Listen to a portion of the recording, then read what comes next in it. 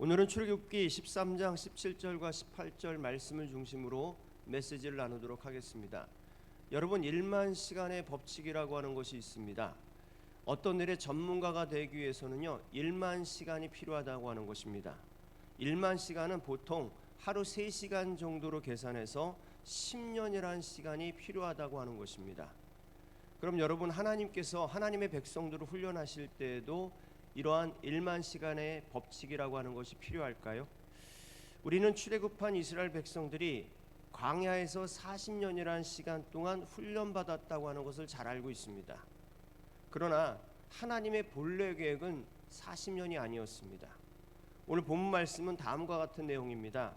마지막 10번째 재앙 앞에 무릎 꿇은 바로가 이스라엘 백성들을 떠나라고 합니다. 이제 모세가 진두지휘해서 이스라엘 백성들은 애굽을 나와서 하나님이 약속하신 땅을 향해 가기 시작합니다. 여러분, 애굽에서 가나안 땅까지 지름길이 있었습니다.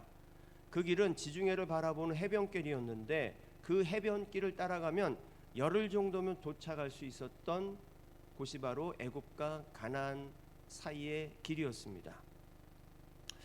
그런데 그 길에는요 전쟁에 능한 가나안 족속들이 거주하고 있었습니다. 오랜 시간 동안 노예 생활만 했던 이스라엘 백성들이 전쟁에 능한 족속들을 만나면 겁에 질려서 다시 애굽으로 돌아갈 것을 잘 알고 계셨던 하나님은 그 길이 아닌 광야길로 들어가게 하셨습니다. 열흘이면 충분히 들어갈 수 있는 거리와 시간이었습니다. 그러나 하나님은요 이스라엘 백성들에게 훈련이 필요하다고 하는 것을 알고 계셨습니다. 그래서 광야길로 들어가게 하셨고 시내산에서 모세를 통하여 말씀을 가르치고 영적으로 무장하는 시간을 1년을 갖게 하셨습니다. 본래 하나님께서 이스라엘 백성들을 훈련하는데 필요로 하셨던 시간은 1년이었다는 것입니다. 그러나 그 1년 후에 이스라엘 백성들은 가나안 정탐에 들어가는 일이 있었죠. 40일간 12명의 정탐꾼들이 가나안 땅에 들어가서 정탐을 하고 돌아갑니다. 그런데 그때 그들은 거인 족속을 보게 되죠. 그 거인 족속들이 너무 두려워서 하나님을 결국 신뢰하지 못하는 지경에 이르게 됩니다. 결국 어떻게 되었습니까? 이 일로 인하여 40년이라는 시간 동안 광야 생활을 하게 되었던 것입니다. 여러분, 하나님은 이스라엘 백성들을 훈련하는데 1년이라는 시간으로 충분하다고 생각하셨습니다.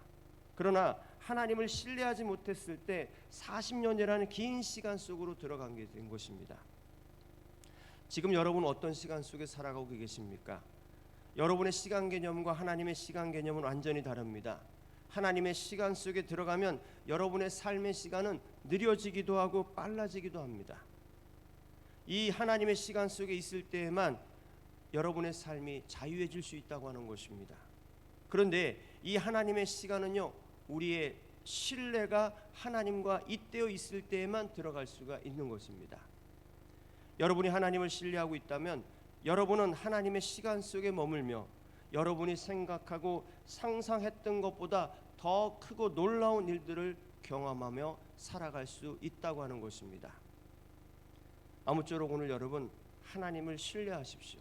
여러분의 삶을 전적으로 하나님의 시간에 맡기시기를 바랍니다. 그래서 시간의 주인이신 하나님께서 여러분의 삶을 미세 조종해 가시는 은혜를 받으시기를 주님의 이름으로 간절히 축원합니다.